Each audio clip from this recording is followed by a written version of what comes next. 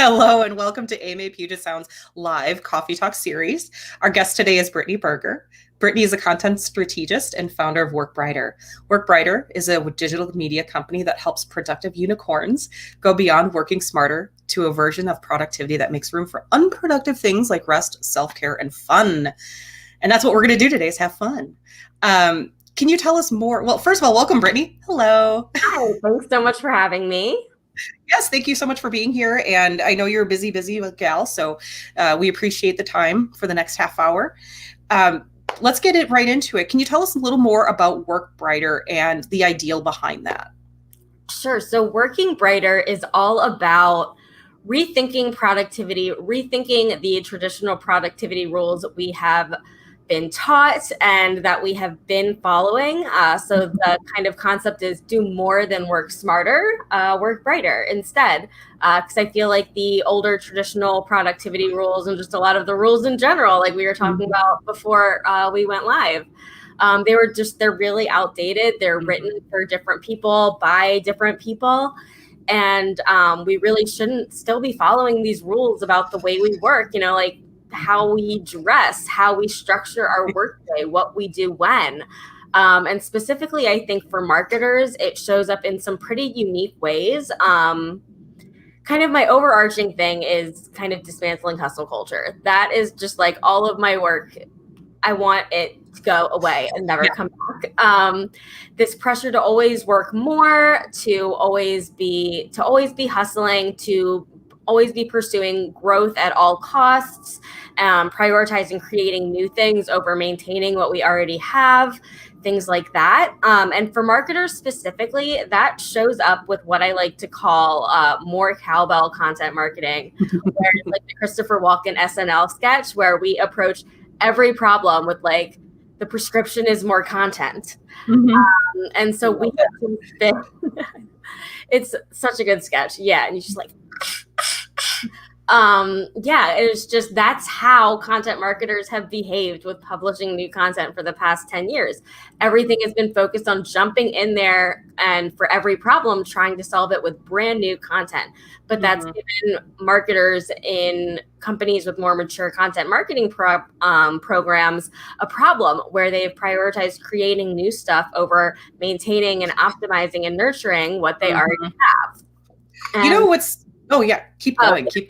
And so I like to say that the solution to this more cowbell content marketing is this minimalist content marketing and remixing and repurposing more. So I like to think that like more cowbell content marketing is how hustle culture specifically shows up for content marketers. Absolutely. You brought up a really good point of always doing something new rather than playing with what you already have. And that kind of reminds me, you're too young to remember, but video stores were a thing when you were little. And so my first after school job was working at Hollywood Video. And it was always amazing when people came in, they immediately went to the new release wall.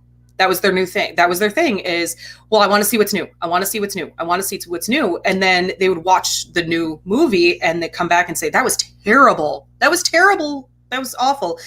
I could have watched The Godfather. I could have watched Casablanca. I could have watched this rather than this new thing. And I'm seeing that a lot more over the last 20 years is just, we have to have new. And in every industry, that doesn't always mean anything. Exactly. Exactly. I like it. There's this quote by Edward Abbey, growth for the sake of growth is the ideology of a cancer cell. And that's just kind of how our whole society has been operating since like the Industrial Revolution, really. Yeah. And what's even interesting on top of that is everybody is seeking new, but we also have so many companies that are working, well, this is how we've always done it. Yeah. So you have this weird off kilter balance of, well, this is how we've always done it, the old ways, but we always want this new stuff without, merging the two of them into something better. Yeah, there's a lot of interesting paradoxes where some people say they want new, but they actually really don't. Some people say something is new, but really it's just the old stuff in a new hat. Stuff like that. Yeah. Do you think it really just comes down to really finding out what the client or what that person is really looking for? Do you think it's a matter of just asking more questions? Yeah, I think it's about asking questions, knowing what people want, and trusting them. Mhm. There's that Yes. quote about if I asked, or it wasn't actually Henry Ford, but it was attributed to him a lot, where it was like, if I asked people what they wanted, they would have said faster horse. Well, that's a bad question. What if he then said, why do you want a faster horse? Then they would have said, to get to my destination faster. Mhm.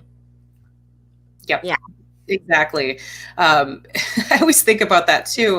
When I was taking my marketing classes of, do you want the sizzle or the steak? Which is which, and what is really bringing in that customer. So yeah, we could go on about this subject easily for a day. So, but we've got more to talk about. So, one thing I want to talk about that's kind of going into the flow is the 5 R's of conservation and content. And I pulled this from, I believe, your blog or your site. And the 5 are refuse, reduce, reuse, repurpose, and recycle, which you should know that in just recycling product or items. But how do you translate that to content? Yeah, so they kind of translate into what I like to call the 3 rules of minimalist content marketing. So like the first one with refuse, just realize that you don't always need to be creating new content if you have content that you can lead on instead. And so I kind of got that from like the kind of sustainability movement and stuff like that, where it's like the first step of like being more sustainable or having a more eco-friendly household is just like not buying things to begin with. Where like, yeah, just like saying no to the free swag you're offered and stuff like that. So that's a big one. So yeah, just not creating things that are going to turn into waste in the first place. And so not creating content when you don't need to. And that also comes back to like kind of sustainability stuff where, like sustainability and essentialism, they always talk about knowing you're enough. Like knowing how much money is enough for you to live off of, how much clothes is enough for you to, clothe yourself, know how much content you actually need for to find your ideal customer and to convince them to become one. And then once you've created that content, instead of just constantly running this constant content treadmill again, you can focus on reusing and improving and sharing that content that you already have and just continuing to like iterate on it and recycle it. Yeah. So when let's say you're creating a new piece of content because you have to, should you have that in the back of your mind of how I'm going to reuse that in the future? Or do you recommend doing a periodical audit of the content that you have and then repurposing it? Or should you just always have that in the back of your mind of how can I use this in the future? Yeah, I mean, it's both. I do recommend audits, but more for the analytics and side of things, it is really helpful to always be in the back of your mind thinking, how can I use this? And just in what ways will this be useful? For example, if you are writing a blog post and you write a sentence and you say, and it's like a short, snappy sentence that's really good, like in your Google Doc, highlight it so you remember to turn it into a tweet or an Instagram graphic later or something like that. Yeah, that's a really good point. And I think some people, I'm including myself in this, that whenever I'm writing out a campaign, I don't do enough sometimes of how we can use it later, because there's so many times where we have to get this out, and then the next new thing happens, or we have to pause our communications because, well, stuff happens. So that's really fascinating in the whole planning process of that. Yeah, that's the treadmill that I was talking about. Absolutely. Where I like to differentiate between content and communication, because a lot of times we think they're the same thing. We think that if we don't publish a brand new blog post, that we'll have nothing for our email newsletter to the customers at the end of the week or something like that. And so it's really easy to think that they're one and the same. But if you're updating content, then that's still something that you have to communicate. You can, like you can have old content in there too. And it's just, you can you can communicate with your customers using your existing content. And so you don't always need to create new content in order to be able to communicate and do content marketing. Mm-hmm. And one thing I was just thinking about is, let's say you've put out content and at the time it was really, really timely and topical, but then let's say a year has passed and new things have happened. You can always revisit that and say, you know what, we've learned more since then. And here's an update on our thoughts on that topic. So I think, and I was kind of leading towards, is it okay to reference old information that might be outdated in order to change that, not just a quick update, on the blog post where it says this has been updated. What could you be doing with that to, especially maybe your position was wrong at the time or you just didn't have enough information. How do you address that? Yeah, so there's a few examples that come to mind that it just depends on the approach. So one example that I like is Ad Espresso. They have this post about Facebook ad. I think it's like image sizes, all of the different like dimensions. It's just like a very straightforward fact-based resource where it tells you the dimensions of the different types of images you need to run a campaign. Okay. It changes all the time. And so they're constantly updating it. And I think the post is like 5 or 6 years old now. And it has just, every time Facebook introduces a new ad format or they change an existing one, they update it.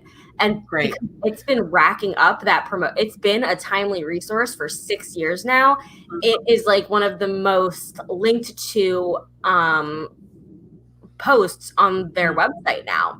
Sure. And then they make themselves look like a leader, the credibility. They're the experts. Yeah.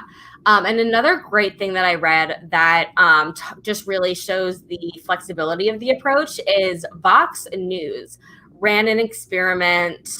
I forget what year this article is from, but like December's probably not last year because December last year wasn't a slow news year, but they were talking about how during the December news slowdown, they had their reporters spend a week each updating old articles and coverage. Wow. Instead of filing new pieces. And it was a lot of things where, like maybe they would have like 5 different posts on 5 different articles about one topic over the course of like months. Someone would then consolidate all of those into like one piece, or maybe they would just, like pull the most accurate information from each of them and just merge and stuff like that. And so it was really just like they sent their whole newsroom out to like say, like, look at the old posts you wrote, figure out what the problem is and fix them. So the approach really depends on what the problem with the piece of content is, like why it's outdated or, why it's not evergreen anymore. And then just being able to prescribe that with the content audit. So that's why I do like to recommend them. Mm-hmm. That's so great. Yeah, the Vox thing went so well that they actually added to like the regular workload of all of their newsroom to update one article a week or maybe a month. Like they made it a regular thing where like even when they went back to filing news stories, they still made it a regular part of their job to update the old ones. That's such a great practice that I think not enough people know about, that maybe we should all be doing that. So that's one of the core things I recommend is to build updating and repurposing into your content calendar, because one of the reasons it's so easy to prioritize new content creation is because that's the only thing on the calendar. Yeah, exactly. So it's bringing forward some of that old stuff. So let's talk more about repurposing. On your blog, you had mentioned Cher's farewell tour, which I got to see her 2002 in Milwaukee at the Bradley Center. Hi, Mom. She came with me, so I'm going to have to tell her to watch this video. So you are very right. The farewell tour, I don't know if you got to see her, but I went to the 2004 or 5 one, I think. The guy next to me had a full Cher portrait tattoo on his entire arm. It was magnificent. He's my new friend. And the reason why I bring that up, because like you said in your blog, Cher's farewell tour, the 3 things: choose your greatest hits, create your greatest hits album, and go on tour. Well, Cher has several greatest hits albums because my mom has them all. So that's a really simplistic view of it. Can you go a little more in depth? Sure. So your greatest hits are essentially the most powerful pieces of content with conversion potential. So they're usually things like the questions that customers ask the most, or the pieces of content that really communicate your product's differentiating features or something. So it's really just like a sales funnel or an automated email sequence, or it's just your most powerful content. But looking at it like greatest hits, I think also kind of encourages you to think of it as more than sales assets. Because content, my stance is that content should be entertaining whenever possible as well. The whole edutainment.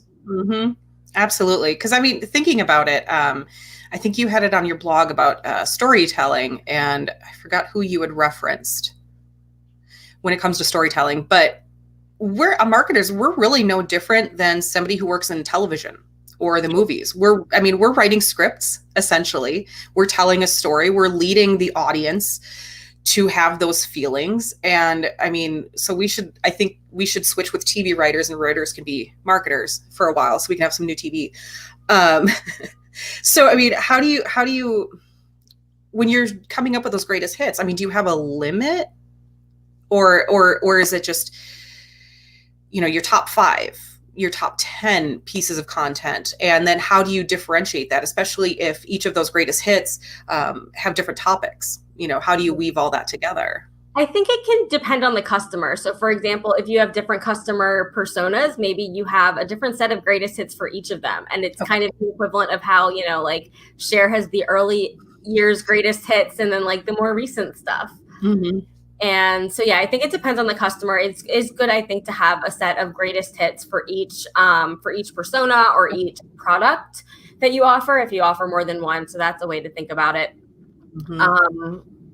Yeah, I think that's the main thing I want to say about that. I had another thought, but I like it. And then how do you, without kind of overstimulating your audience, where do you limit, what you pick? Like, do you pick all of your greatest hits, or do you just like the top, or how much do you hit them with that great stuff? It depends on how long your sales cycle is. So for example, my sales sequence for my content writing workshop, that one sends, I think, like 4 or 5 emails across like 2 weeks, because I know that that's what I need. That's all I need. But if someone, it's like $100 workshop, but if something has a much longer sales cycle, you need to keep someone engaged for a lot longer. So you might send less frequent emails, but string them out longer. And so I think it's just really about using your content to shape the natural sales cycle of your product. So it can just absolutely depend on that persona. That makes a lot of sense. I love this quote. I believe this was a tweet that you had on future planning for your content schedule.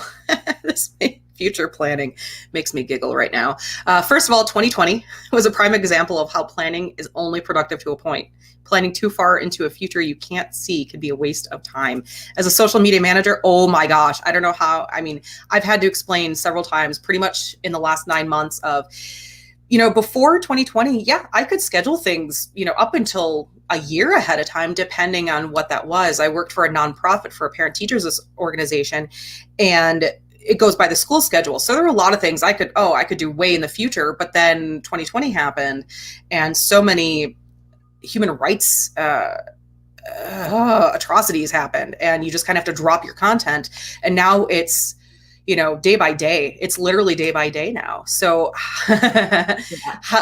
if you want to go any further in your original statement, go for it. Yeah, it's just a great, I like to think of procrastinating versus Procrastinating is when you are planning too far into a future you can't see. It's when you say, today is January 28th and I've already planned February, so I'm going to plan March.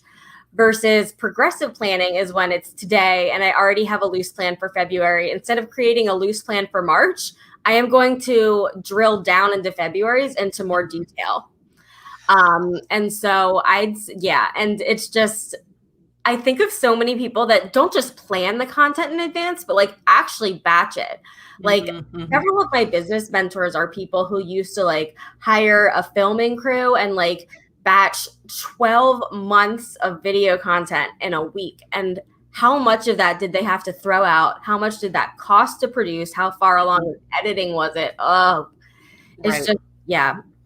I'm going to use that term. And if it hasn't been coined yet, procrastinating. We're going to, you get credit. I'm trying to make it a thing.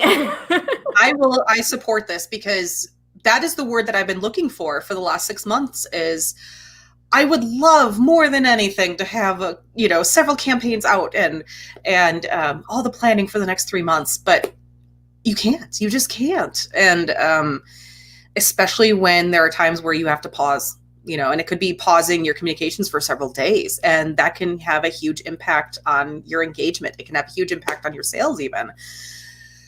Wow. Procrastinating. Excellent. I am using that term very much so. So when people go to your site, they can take a quiz about what do pop stars know about what marketers don't. And this tickled me so much. I took the quiz. I'm a Bruno Mars, because I was kind of exaggerating. Given this interview series.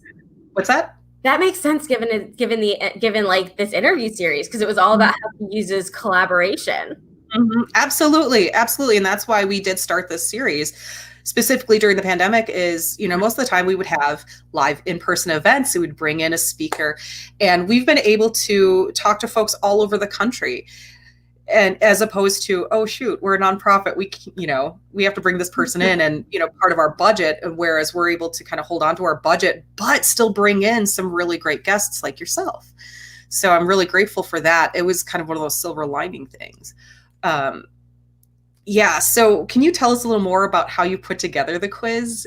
Because it's really fun. Please, I have it linked below, so go ahead and take the quiz. It's adorable. I love it. I probably am going to take it again in a couple months when I've got things a little more tighter. A great idea to like measure your progress. Yeah. So it is just, my theory is that marketers need to be learning more from the entertainment industry. From like the quiz is specifically focused on the music industry, but also TV, movies, podcasts, all of it. Because in the entertainment industry, the product is the content itself versus a marketing asset.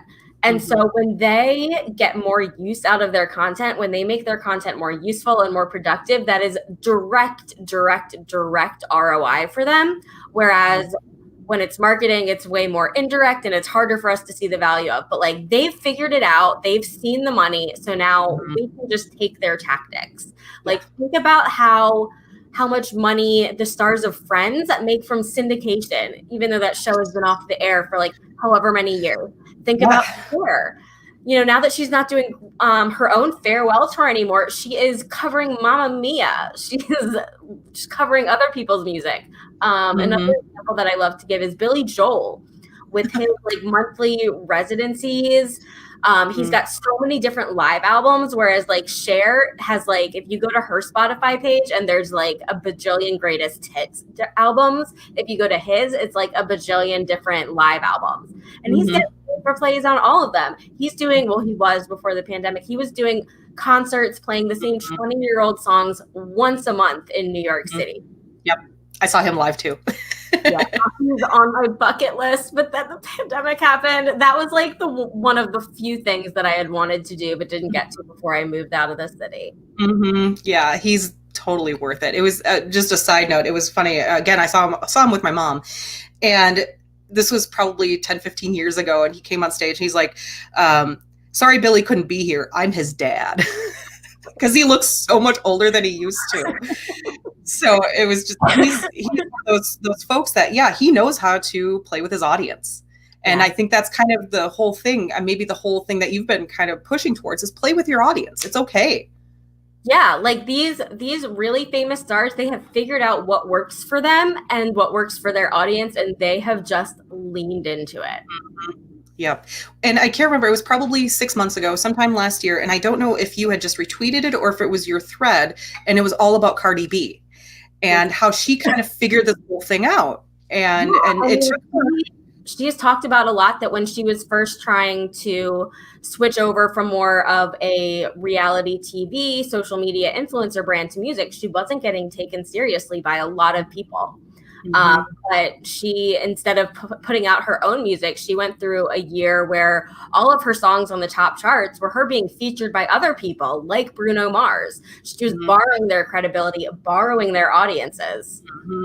And as an audience member, it looks as though, oh, she must be big stuff if she's taking her time to be on, this person's track. So she must be a big deal. Effect also, where it was like people who had only like seen her on social media or like reality TV, they're all of a sudden hearing her music everywhere. They go, oh yeah, they don't forget that she's a musician anymore. But also all these people who had never heard of her before, she was all of a sudden everywhere to them. Yeah, absolutely. Speaking of collaboration, I'm just going to throw this out here. Who would be your dream collaboration person? Ooh. Who would you love to collaborate with? Oh, wow. That's like realistic or fantasy? Both? Because that can definitely be two different answers. Yeah. Oh, wow. I have to think about this. We'll come back. I think for like somewhat fantasy, I think I would love to do some kind of like cool marketing and dance YouTube video with the people at the Millennium Dance Complex. If you've ever seen, a lot of the dances that go viral on like Instagram and YouTube are in this red dance studio with like letters above the mirror. A lot of people might recognize the room if they watch dance videos on YouTube, but I would love to just do something with them. They're amazing dancers and they're amazing at YouTube. Nice. Oh, that reminds me, when I was a kid, I wanted to be a fly girl. So that didn't pan out. Yeah, I used to want to be a rockette, but like I knew, we can't tell because camera, but I'm 5'1", so I knew I'm 5'4". Going to be that. And like we looked at, like I was like 4'11", and I was already taller than most of the other people in my family, and I was like, okay, I'm not getting much taller. I hear you. One question, one of the last questions before we go out. You mentioned viral, and we've seen a lot of viral things happen over the last year or so that were not planned. How can you capture that and repurpose it? Like, what do you recommend? Like, let's say, I keep poking at this, but ocean spray. How do you capture that? Something that you didn't expect to go viral, and how long do you kind of let it play, and then at what point do you reference it again because it's such a major thing for your brand? That's a really interesting question, because I think it depends again a lot on the moment and how viral it is. I think the more viral it is, the more you've got to just be willing to kind of let it go. But then it's funny that you said ocean spray, because that's obviously where my mind went to. And like how they can continue the momentum of that meme without just beating that meme into the ground. Like maybe they lean into like the 70s music stuff for a while, or maybe they do more skateboarding stuff, and just like they kind of take aspects of what went viral and isolate them out on their own. And so you're mixing it a little bit. You're changing it up instead of just continuing to trot out the same thing over and over again. Exactly. I like that. Take the parts, like you just said, take the parts that went viral without just beating it to death, because people it was uplifting to watch for a couple of weeks now. The Bernie meme, that kind of I'm still here for them. So, there's nobody that can actually capture on that, but that's really interesting how to remix that. So I love that idea. We've got about a minute left. So I want to kind of let you have the floor for a minute and just, what are things that we didn't talk about that you'd like the audience to know? Just definitely remember to build repurposing and remixing into your calendar. I have a content planner for that on my website if you want to check it out. But it helps you pay attention to all of the other stuff in content marketing aside from creating new content, because that really should be such a small part of what we're doing. And if you're having trouble figuring out what to do, call Brittany. Yeah. She can help you along with Work Brighter.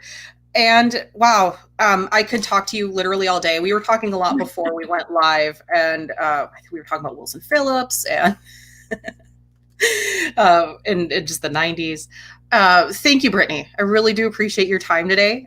If you haven't seen down below, we have all of her links in the description. If you enjoyed today's interview, please tap the like button and subscribe. I do want to mention that AMA Puget Sound is a 501c3 nonprofit organization. We've been serving marketing professionals in the Seattle-Tacoma area since 1944. And I also want to thank Fujisan Marketing, our annual sponsor, for their continued support. Brittany, thank you, thank you, thank you. Thank you. It was so fun. And be sure to like and subscribe and go to Brittany's site. She's got so many fun things just to play around. I kid you not, in preparation for this, I spent an afternoon between your site and Work Smarter or Work Brighter.